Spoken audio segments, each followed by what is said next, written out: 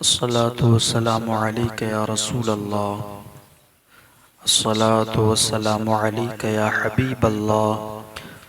अस्सलातु वस्सलामु अलैका या नूर अल्लाह सल्लल्लाहु तआला अलैहि वसल्लम।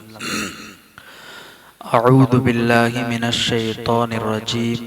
बिस्मिल्लाहिर रहमानिर रहीम। अलिफ लाम मीम। अल्लाहु ला इलाहा इल्ला हुवल हय्युल क़य्यूम। सदक़ल्लाहुल अज़ीम। अज़ीज़ान मिल्लत इस्लामिया,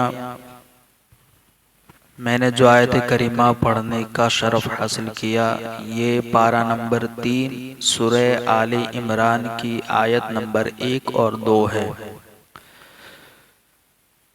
जैसा कि कल हमने सुना था सूरह आले इमरान के फ़ज़ाइल और इस सूरत की अगली सूरत सूरह बकरा के साथ मुनासिबत के ताल्लुक से कि इसको सूरह बकरा के बाद क्यों लाया गया, और ये भी समाप्त हम कर चुके कि सूरह आले इमरान में किस चीज़ का बयान होगा।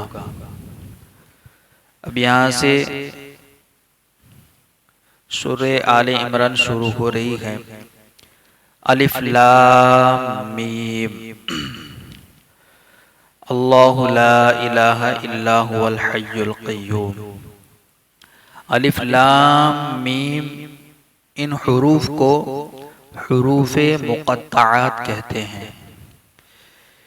इनकी मुराद अल्लाह ताला ही बेहतर जानता है कि इन हुरूफ से मुराद क्या है, इनका माना और मतलब क्या है। और इन हुरूफ का माना और मतलब अल्लाह ताला के बताने से अल्लाह के रसूल सल्लल्लाहु ताला अलैहि वसल्लम जानते हैं।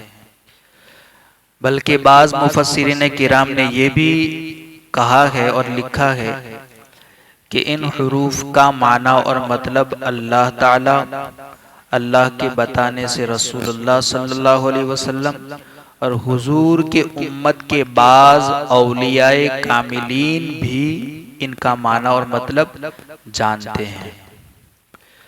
अल्लाहु ला इलाहा इल्ला हुवल हय्युल क़य्यूम। अल्लाह वो है जिसके सिवा कोई माबूद नहीं। अल हय्यु अल क़य्यूम, वो खुद जिंदा है और दूसरों को कायम रखने वाला है।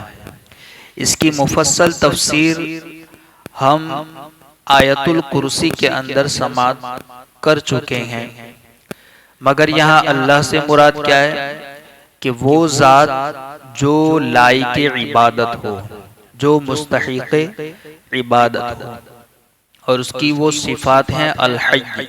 हय्य से मुराद है ऐसी ज़ात जो हमेशा से हो और हमेशा जिंदा रहे, और अल क़य्यूम से मुराद है ऐसी ज़ात के जो बिज़ात कायम हो, इसको किसी ने कायम न किया हो और सारी चीजें उसने कायम की हो। अब यहाँ से उन नजरान के ईसाइयों का बयान है कि नजरान के कुछ ईसाई गालिबन 60 अफराद लेकर के एक वफ्द मदीने तैयबा में सरकार दो आलम सल्लल्लाहु अलैहि वसल्लम की बारगाह में आए थे। मस्जिद नबवी शरीफ में वो तशरीफ लाए। असर की नमाज का वक्त था और सरकार दो आलम सल्लल्लाहु अलैहि वसल्लम नमाज अदा फरमा रहे थे। उन्होंने भी नमाज अदा की, मगर उन्होंने खाने काबा की तरफ रुक करके नमाज नहीं पढ़ी, बल्कि उन लोगों ने मशरिक की तरफ यानी कि बैतुल मुक़द्दस की तरफ अपना रुक करके नमाज अदा की। और वो लोग आए थे हुजूर से मुनाजरे के लिए कि ईसा अलैहिस्सलातु वस्सलाम को वो अल्लाह का बेटा मानते थे, खुदा कहते थे। तो इसके ऊपर मुनाजरे के लिए सरकार की बारगाह में वो आए थे नजरान से। वो 60 अफराद थे। 60 लोगों में 14 उनके बड़े बड़े सरदार थे, जिसमें एक सबसे बड़ा सरदार जिसके बारे में आया आकिब अब्दुल मसीह नाम का एक शख्स था और उसके अलावा 4 बड़े पेशवा और मुक्तदा, बड़े आलिम जिसको कहा जाता है, वो उनके मुक्तदा थे। उन मुक्तदाओं में भी जो सबसे बड़ा उनका पेशवा था वो अबू हारसा बिन अलकमा नामी शख्स था, जो तमाम आलिमों का भी वो पेशवा और मुक्तदाए आजम समझा जाता था। और ये लोग ऐसे शानो शौकत वाले लिबास पहनकर आए थे, जो शाहाना लिबास की तरह मुनाजरे के लिए आए थे। सरकार दो आलम सल्लल्लाहु अलैहि वसल्लम से जब बातचीत शुरू हुई तो सरकार अलैहिस्सलातु वस्सलाम ने कहा कि तुम लोग इस्लाम ले आओ।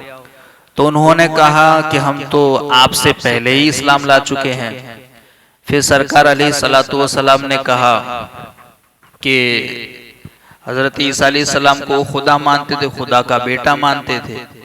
तो सरकार ने फरमाया कि अल्लाह रब्बुल इज्जत वो है जो हर चीज पर कादिर है, क्या तुम ये मानते हो? बोले हाँ हम मानते हैं। क्या तुम ये मानते हो कि जो बेटा होता है वो बाप के मुशाबे होता है? उन्होंने कहा हाँ मानते हैं। फिर सरकार ने फरमाया क्या तुम ये जानते हो कि अल्लाह रब्बुल इज्जत जो है वो हई है, हमेशा से जिंदा और हमेशा रहेगा? कहा हम ये भी मानते हैं। क्या तुम ये मानते हो कि अल्लाह हकीकी रिस्क देने वाला है? बोले हाँ हम ये भी मानते हैं। तो फिर सरकार ने फरमाया कि हजरत ईसा अलैहिस्सलाम जब बेटा बाप के मुशाबे होता है तो हजरत ईसा अलैहिस्सलाम को तो मौत आएगी? बोले हाँ आएगी। यानी सारी बातों को इकरार करने के बावजूद भी इनादन बुग्ज की वजह से उन्होंने सरकार अलैहिस्सलातु वस्सलाम की बात का इनकार कर दिया।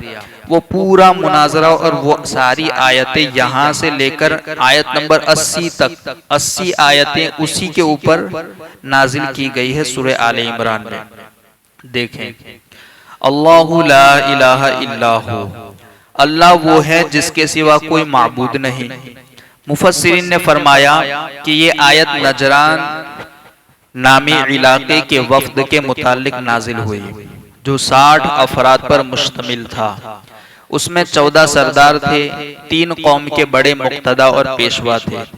उन 3 में से एक अबू हारसा बिन अलकमा था जो ईसाइयों के तमाम उलमा और पादरियों का पेशवाए आजम समझा जाता था। ईसाई हुक्मरान भी उसकी इज्जत करते थे। ये तमाम लोग उम्दा और कीमती लिबास पहनकर बड़ी शान शौकत से सरकार दो आलम सल्लल्लाहु अलैहि वसल्लम से मुनाजरा करने के इरादे से आए थे। जब ये मस्जिद नबवी शरीफ में दाखिल हुए तो हुजूर अक़दस सल्लल्लाहु अलैहि वसल्लम उस वक्त नमाज असर अदा फरमा रहे थे। उन लोगों की नमाज का वक्त भी आ गया था, तो उन्होंने मस्जिद नबवी शरीफ ही में नमाज पढ़ी, मगर मशरिक यानी बैतुल मुक़द्दस की तरफ उन्होंने रुक करके नमाज पढ़ी। नमाज के बाद नबी करीम सल्लल्लाहु अलैहि वसल्लम से गुफ्तगू शुरू हुई। सरकार अलैहिस्सलातु वस्सलाम ने फरमाया तुम इस्लाम ले आओ। जितने भी आए थे उन सबको क्या कहा? तुम इस्लाम ले आओ। उन्होंने जवाब दिया कि हम आपसे पहले इस्लाम ला चुके। सरकार अलैहिस्सलातु वस्सलाम ने इरशाद फरमाया तुम्हारा इस्लाम का दावा गलत है और तुम्हारे इस्लाम के गलत होने का सबब ये है कि तुम कहते हो कि अल्लाह अज़्ज़ व जल्ल की औलाद है, हालांकि कुरान तो कहता है लम यलिद वलम यूलद, न उसका कोई बेटा है न वो किसी से पैदा हुआ। नीस तुम्हारा सलेब की पूजा करना भी इस्लाम से माने। वो लोग सलेब की पूजा करते हैं, जैसे क्रॉस का निशान होता है उसको। और तुम्हारा खिंजीर खाना भी इस्लाम की राह में रुकावट है, क्योंकि वो हराम और नजिस जानवर है। तो ये भी इस्लाम के माने हैं और इस्लाम की राह में रुकावट है। उसके जवाब में उन्होंने कहा कि अगर हजरत ईसा अलैहिस्सलातु वस्सलाम खुदा के बेटे न हो तो बताइए उनका बाप कौन है? सरकार अलैहिस्सलातु वस्सलाम से उन्होंने पूछा कि अगर ईसा अलैहिस्सलाम अल्लाह के बेटे नहीं है तो फिर आप ही बताइए कि उनका बाप कौन है। फिर वो सब बोलने लगे। हुजूर अकरम सल्लल्लाहु अलैहि वसल्लम ने फरमाया क्या तुम नहीं जानते कि बेटा बाप से जरूर मुशाबे यानी कि मिलता जुलता होता है? उन्होंने इकरार किया कि हाँ। फिर नबी करीम सल्लल्लाहु अलैहि वसल्लम ने फरमाया, क्या तुम नहीं जानते कि हमारा रब अज़्ज़ व जल हय्युन ला यमूतु है, उसके लिए मौत नामुमकिन है और हजरत ईसा अलैहिस्सलाम पर मौत आने वाली है। यानी सरकार ने फरमाया कि अल्लाह की एक सिफत है हय्युन ला यमूत, वो हमेशा जिंदा है, हमेशा से जिंदा है और हमेशा रहेगा, उसे कभी मौत नहीं आएगी। और हजरत ईसा अलैहिस्सलाम पर तो मौत वाक़ई होगी। उन्होंने इसका भी इकरार किया कि हाँ। फिर ताजदार रिसालत सल्लल्लाहु अलैहि वसल्लम ने इरशाद फरमाया, क्या तुम नहीं जानते कि हमारा रब अज़्ज़ व जल बंदों का कारसाज है, काम बनाने वाला है, रिस्क पहुंचाने वाला है, उनकी हकीकी हिफाजत करने वाला, रोजी देने वाला है? उन्होंने कहा जी हाँ, इसका भी इकरार कर लिया। उस पर नबी करीम सल्लल्लाहु अलैहि वसल्लम ने फरमाया, क्या हजरत ईसा अलैहिस्सलातु वस्सलाम भी ऐसे ही हैं, यानी हकीकी रिस्क देने वाले, हकीकी हिफाजत करने वाले, कारसाज? उन्होंने जवाब दिया कि नहीं, ऐसे तो नहीं है। उस पर नबी करीम सल्लल्लाहु अलैहि वसल्लम ने फरमाया, क्या तुम नहीं जानते कि अल्लाह ताला पर आसमानों जमीन की कोई चीज पोशीदा नहीं है? उन्होंने इकरार किया कि हाँ। हुजूर अक़दस सल्लल्लाहु अलैहि वसल्लम ने फरमाया, क्या हजरत ईसा अलैहिस्सलातु वस्सलाम अल्लाह के बताए बगैर, यानी अल्लाह के बताए बगैर उसमें से कुछ जानते हैं? अल्लाह ताला तो हर चीज, छुपी खुली चीज को जानता है, कोई चीज उससे पोशीदा नहीं है। क्या हजरत ईसा अलैहिस्सलाम भी बगैर अल्लाह के बताए हुए ऐसा जानते हैं? उन्होंने कहा कि नहीं। फिर रसूल अकरम सल्लल्लाहु अलैहि वसल्लम ने फरमाया, क्या तुम नहीं जानते कि हजरत ईसा अलैहिस्सलातु वस्सलाम हमल में रहे और पैदा होने वालों की तरह पैदा हुए, यानी कि वो एक माँ के पेट से पैदा हुए, हमल में रहे और फिर जैसे दूसरे बच्चे पैदा होते वैसे पैदा हुए, फिर बच्चों को जैसे गिजा दी जाती है वैसे उनको भी गिजा दी गई, वगैरह वगैरह। यानी सरकार ने पहले ही एक बात अर्ज फरमा दी थी कि बेटा जो है वो बाप के मुशाबे होता है। तो अगर हजरत ईसा अलैहिस्सलातु वस्सलाम को तुम अल्लाह का बेटा मानते हो तो अल्लाह की तो ये सिफात हैं। क्या हजरत ईसा अलैहिस्सलाम के अंदर ये सिफातें हैं? उन्होंने उन सारी सिफातों का इनकार किया। क्या तुम नहीं जानते कि हजरत ईसा अलैहिस्सलातु वस्सलाम हमल में रहे और पैदा होने वालों की तरह पैदा हुए, बच्चों की तरह उन्हें गिजा दी गई, वो खाते पीते थे, उनमें भी बशरी तकाजे थे जैसे आम इंसानों के अंदर होते हैं। ईसाइयों ने उसका भी इकरार किया। इस गुफ्तगू पर हुजूर अकरम सल्लल्लाहु अलैहि वसल्लम ने इरशाद फरमाया, इन तमाम चीजों के बावजूद फिर हजरत ईसा अलैहिस्सलातु वस्सलाम कैसे खुदा हो सकते हैं जैसा कि तुम्हारा गुमान है? यानी इनमें सारी बशरी तकाजे पाए जाते हैं, तो ये सारी चीजों के बावजूद फिर वो कैसे खुदा हो सकते हैं जैसा कि तुम्हारा गुमान है? उस पर वो सब खामोश हो गए और उनसे कोई जवाब न बन सका। इस पर सूरह आले इमरान की शुरू से लेकर तकरीबन 80 आयतें नाजिल हुई हैं इसी मुनाजरे के ऊपर। ईसाई नजरान के ईसाइयों के साथ फिर उन्होंने फिर मानने से इनकार कर दिया। सरकार ने फिर मुबाहिले का उनसे कहा, तो वो इस वाकया से मालूम हुआ। अब इस वाकये से हमें क्या सीखने को मिला और हमें क्या इल्म हुआ और हमें क्या मालूम हुआ? तो इससे मालूम ये हुआ कि सही अकाइद को साबित करने और उनके दिफा के लिए मुनाजरा करना ये सुन्नत है। सही अकाइद को साबित करने के लिए और सही अकाइद को के दिफा के लिए मुनाजरा करना क्या है? सुन्नत है।